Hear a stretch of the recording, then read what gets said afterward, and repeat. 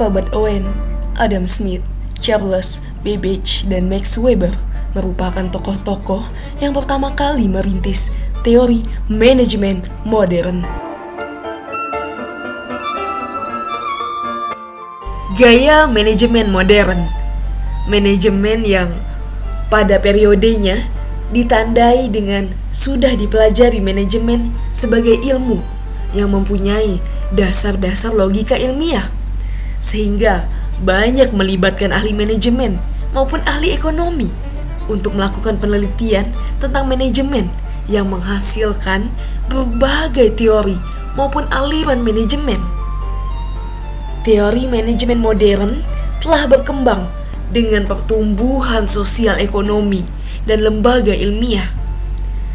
Teori yang telah dikembangkan sejak 1950 ini mengemukakan bahwa organisasi bukanlah suatu sistem tertutup yang berkaitan dengan lingkungan yang stabil, melainkan organisasi adalah suatu sistem terbuka yang harus menyesuaikan diri dengan perubahan-perubahan lingkungannya.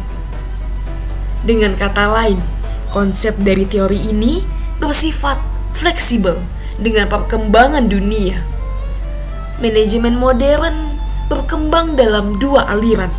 Aliran pertama merupakan pengembangan dari aliran hubungan manusiawi yang dikenal sebagai perilaku organisasi.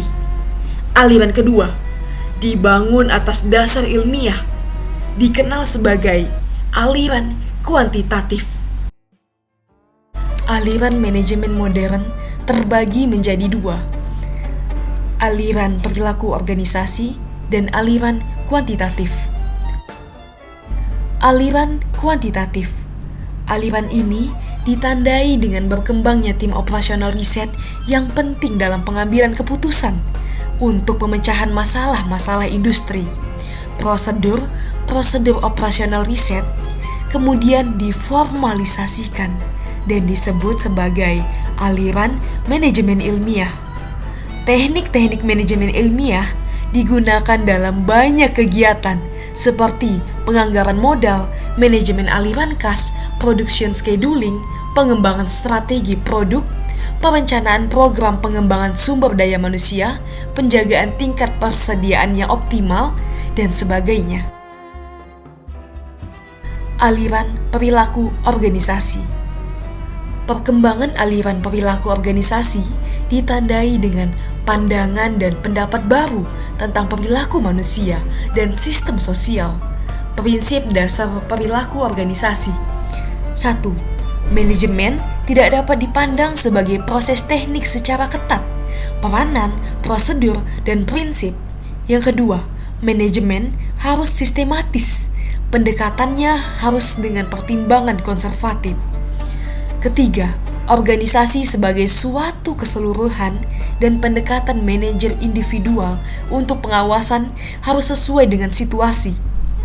Yang keempat, pendekatan motivasional yang menghasilkan komitmen pekerja terhadap tujuan organisasi sangat dibutuhkan. Perbandingan gaya manajemen negara Indonesia dengan negara Turki. Gaya manajemen negara Indonesia. Karakteristik koordinasi di Indonesia. Karena Indonesia berlandaskan pada Pancasila sebagai dasar negaranya, Indonesia dalam mengkoordinasi negaranya sangat berpegang teguh pada nilai-nilai yang terkandung pada Pancasila. Koordinasi yang digunakan para pemimpin di Indonesia umumnya menggunakan koordinasi vertikal, yakni antara yang mengkoordinasi dengan yang dikoordinasikan secara struktural memiliki hubungan hierarkis, sebab satu dengan yang lainnya terdapat pada satu garis perintah atau komando. Karakteristik organisasi di Indonesia. Indonesia adalah suatu negara, sebuah negara yang dipimpin oleh pemimpin yang disebut dengan presiden. Presiden berperan sebagai kepala negara sekaligus kepala pemerintahan. Sehingga untuk mendukung serta membantu presiden dalam penyelenggaraan pemerintah dan kepala negara, pembentukan kementerian menjadi sangat penting. Kementerian negara merupakan perangkat pemerintah yang membidangi urusan tertentu dalam pemerintahan. Dalam suatu kementerian akan ada seorang menteri yang memimpin suatu kementerian tersebut, sekaligus sebagai pihak yang bertanggung jawab pada presiden. Terdiri atas 4 menteri koordinator dan 30 menteri bidang. Karakteristik perencanaan di Indonesia. Indonesia dalam memanajemenkan perencanaan negaranya harus berpedoman pada Pancasila karena merupakan dasar dari negara Indonesia. Ciri kebudayaan manusia Indonesia yang sangat banyak berpengaruh dalam kehidupan berorganisasi adalah bermusyawarah menuju mufakat dengan Bhinneka Tunggal Ika dan memutuskan segala sesuatu atas dasar konsensus di antara seluruh kelompok organik, sekurang-kurangnya di antara kelompok seangkatan pengalaman. Namun demikian, masyarakat Indonesia sudah sangat jarang, sudah tidak lagi berada pada tatanan masyarakat tradisional seluruhnya, disebabkan dengan terbuka lebarnya arus informasi yang berakibat dengan menggejalanya sikap mendunia, globalisasi, di mana semuanya itu berpengaruh terhadap perilaku kehidupan masyarakat yang merupakan campuran antara nilai-nilai tradisional dan nilai-nilai modern. Pemimpinannya, Indonesia karena berlandaskan pada ideologi Pancasila, karakteristik seorang pemimpin juga harus mencerminkan nilai-nilai yang terkandung dalam Pancasila. Jokowi adalah pemeluk Islam yang taat, sesuai dengan sila pertama Indonesia. Juga tergolong pemimpin yang mengedepankan musyawarah dalam menjalankan dan memberikan kebijakannya.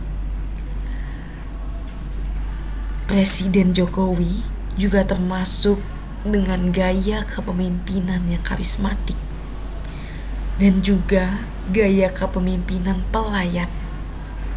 Jokowi dengan kerendahan hatinya sebagai pemimpin sudah mencerminkan dalam ideologi Pancasila, mencerminkan nilai-nilai yang terkandung dalam Pancasila.